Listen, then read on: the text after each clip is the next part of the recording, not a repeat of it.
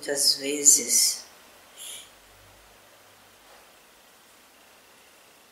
estive colocado por trás das portas ou cortinas do confessionário. Muitas vezes eu ouvi: Padre, me perdoe porque eu pequei. E muitas vezes eu mesmo cheguei a dizer, na vã ilusão de que eu era um representante máximo de Deus na Terra, voltar-me diretamente a Ele e dizer: Pai, perdoa-me porque pequei. E assim como os profetentes, os fiéis, de minha boca também saíam essas palavras e muitas vezes vãs, apenas para aplacar a própria consciência. Saíam eles com as penitências em numerosas Ave-Marias, alguns Padre Nossos, 1 ou 2 rosários completos. Semana seguinte, ou mês seguinte, estavam todos novamente às portas do confessionário a dizer-me: Padre, perdoa-me porque eu pequei. E saíam novamente aliviados, quites com suas consciências pelas penitências recebidas. E isso tudo, com o passar do tempo, começou a incomodar-me profundamente. Será que era isso mesmo que Deus queria de seus fiéis? Será que era isso mesmo que Ele queria de mim? Que também voltava-me para Ele sem nem mesmo pensar na real penitência, no verdadeiro jejum? Ou muitos da ordem que aplicavam a si próprios o cilício? Será que era isso que Deus queria de seus filhos?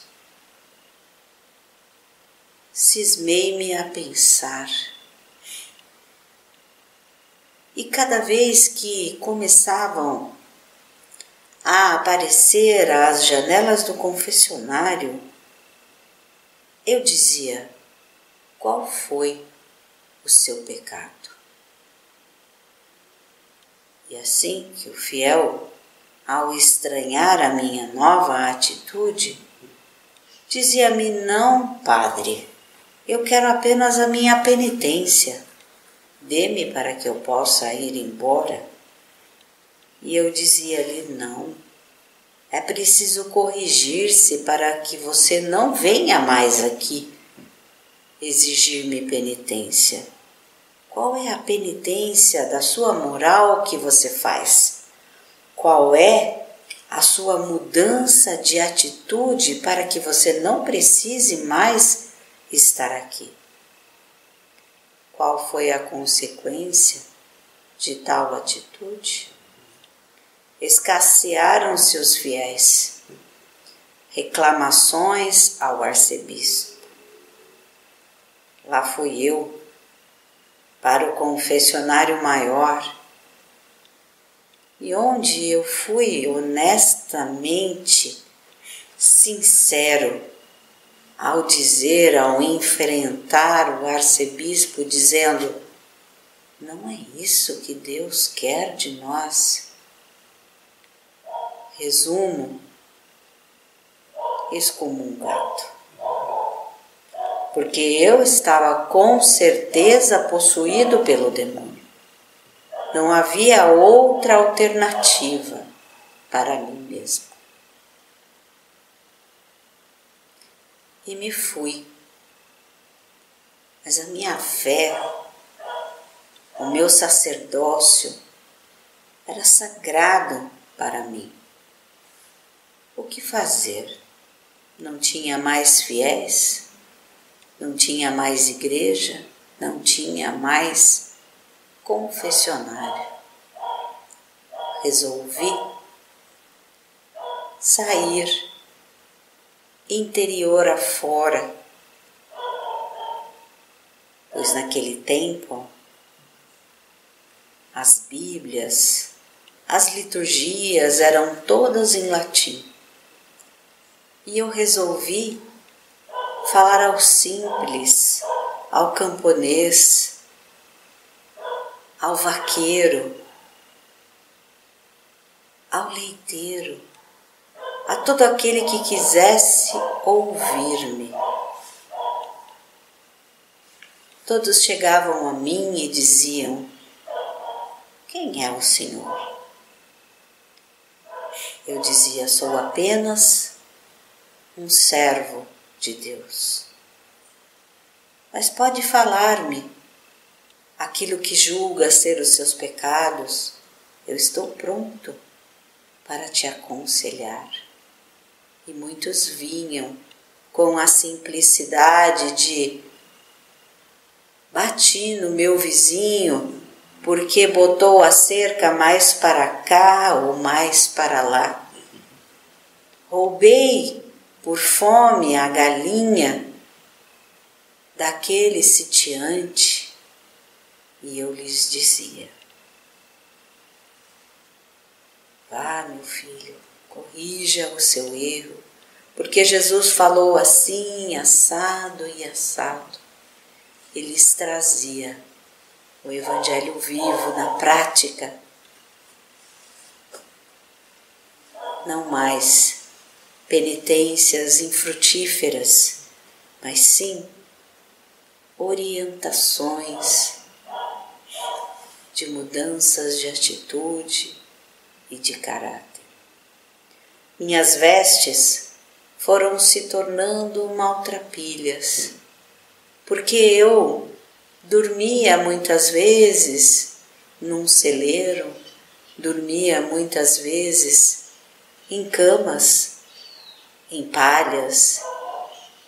Arrumei um tronco de árvore fino que me servia de cajado e fui tornando-me lenda. Mas, querido, nunca passei fome, nunca passei sede, porque eu voltava para ver aqueles que tinham me confessado anteriormente, para saber como andavam, se tinham se acertado com seus vizinhos, se ainda roubavam galinhas. E levava mais uma vez a palavra. E aqueles que tinham um pouco mais me davam alimento, frutas, leite. E assim, o dia que fui chamado pelo Senhor, postei-me diante daquele que me recebeu, que diante da minha crença me parecia o próprio Deus, de tanta luz que tinha. Mas hoje eu sei que não era Deus, porque Deus não está expresso na forma humana. Ajoelhei-me e disse: Pai, perdoa-me porque pequei. E esse irmão tão querido disse: levanta-te, Justino, você está amplamente justificado. Os teus pecados não existem, porque foste verdadeiramente filho de Deus, representante desse Pai amoroso nas estradas da vida. Muito obrigado, meus irmãos, por permitirem que eu lhes contasse um pouquinho da minha história. Muito obrigada.